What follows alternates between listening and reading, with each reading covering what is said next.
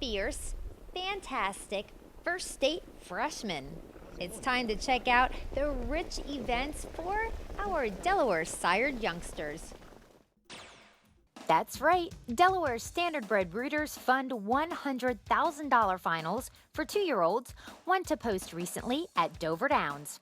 First, let's see who won the big rich final for freshman trotting colts.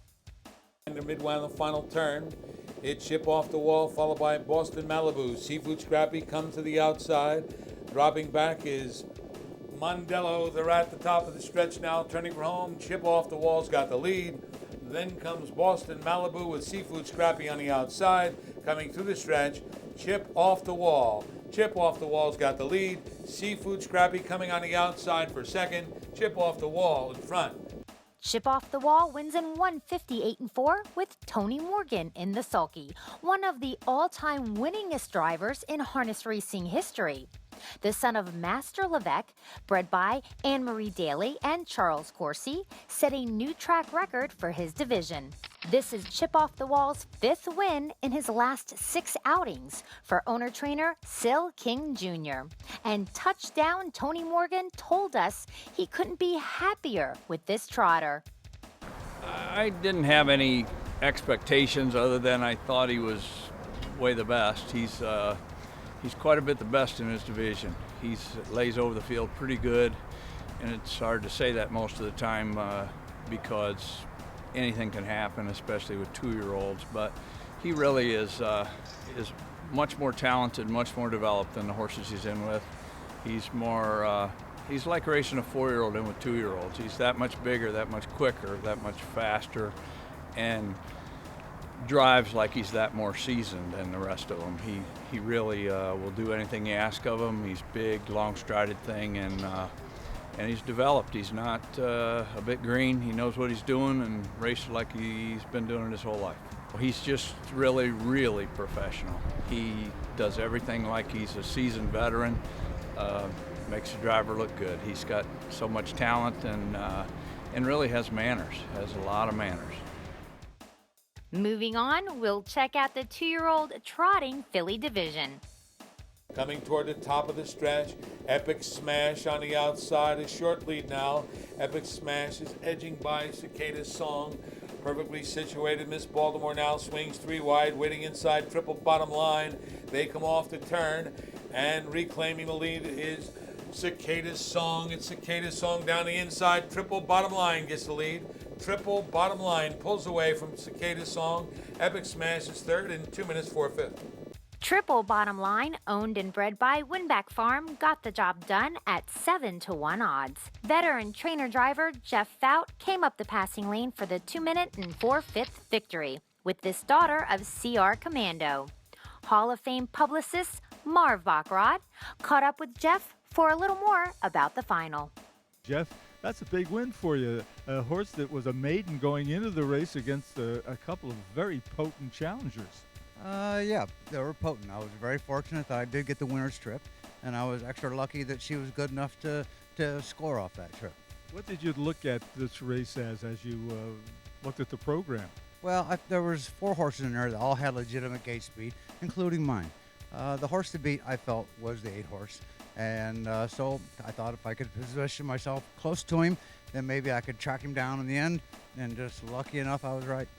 Now, Triple Bottom Line, did he look like a good trotter when you broke him, or is he just coming on?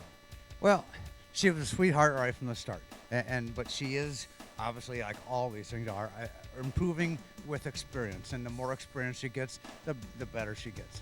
Well, CR Commandos had probably the most of any winning trotter in the DSBF series, and they're horses that really do come on as well.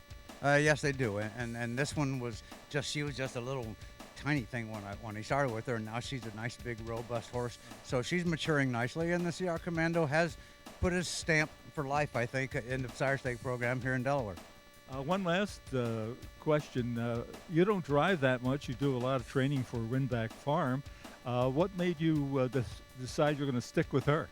Well, because I like her, and I'd like to think that she likes me.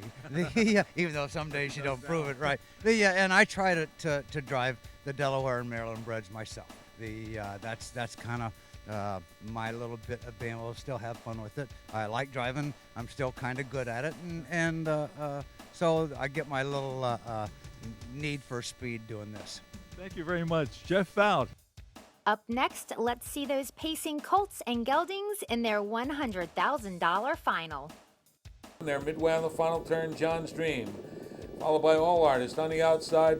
That's Can't Help But Win, followed by Seaboom Dreamer, and they're at the top of the stretch now, turning for home.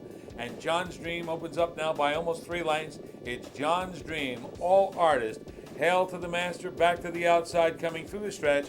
It's John's Dream with Hail to the Master into second. John's Dream to win it, Hail to the Master, and it's going to be tight for third. John's Dream crosses the wire first in 152-4 with a wire-to-wire effort. For his other races, owner-trainer Chuck Perry had been driving him. But for this big final, Chuck asked one of the leading drivers in the world, Tim Tetrick, to sit in the sulky behind the Dream Away colt. Tim explains what a huge compliment it was for him and how he prepares to win with a young horse he's never sat behind.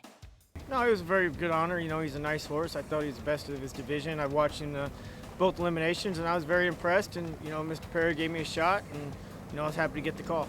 He asked me after he went, you know, like during the week there, he said, "Well, you're going to be down here for that day?" And I said, "Yes." And he said, "I'll put you on my colt." And I said, "Perfect. Sounds great to me." You know, I just listen to the trainer and look at the competition and use, you know, as gamblers do, all they have is look at the board and watch replays and, you know, look at the form. So that's about all I can do. And, you know, I knew enough about the horse that it was, you know, his race to win or lose. You know, it unfolded pretty good. I left the gate and landed third, and I just went ahead and moved him to the front. And, you know, I set stiff enough for action so nobody could out-sprint him. And, you know, he went a really good mile on a bad night. I thank the owners and company for letting me drive the colt. It was a good race, and glad to get to do it. Finally, let's roll in the 2-year-old pacing filly $100,000 final. They go by 3/4, 125-1, and they're midway on the final turn, coming toward the top of the stretch. Apple Bottom Jeans has the lead over Eternal Ring. Then it's Use Your Noodle, and moving to the outside, Deladon, and no one else gaining, and they're at the top of the stretch. Apple Bottom Jeans has a 2-length lead in mid-stretch. Eternal Ring giving chase toward the inside. Apple Bottom Jeans, Eternal Ring, Use Your Noodle, and Deladon, 153-3. Apple Bottom Jeans scores big in 153-3 and gives trainer Kevin Switzer his 1,000th training win. Congrats, Kevin. Bred and owned by KDK Standardbreds, the speedy daughter of Mr. Apples was driven by Montreal Teague, who told us more about the race, the filly, and her sire, Mr. Apples. It was pretty much what I expected. I knew the other horse, Use Your Noodle, was a good horse that can leave real fast, but I kind of want to dictate the front with going in a $100,000 final. Didn't want to get stuck in a position I didn't want to be and couldn't get out and win the race. So everything happened pretty good. Got the win anyway. Mr. Apple's my first win at the Meadowlands, so he was a very smart horse, very easy to drive, and for an up-and-comer and a newbie to racing, it was a really good horse for me to drive. And she shows a lot of quality like him. Fast speed off the gate and looked just like him. It's just been good driving for Switzer. Right when he moved down here, he put me on all his horses. I really appreciate it, and hope we'll have plenty more. I think we're going to have a lot of fun with this horse anyway, definitely. Congratulations to all the freshmen, Delaware Standardbred Breeders' Fund winners, and we'll see you next year for your 3-year-old season.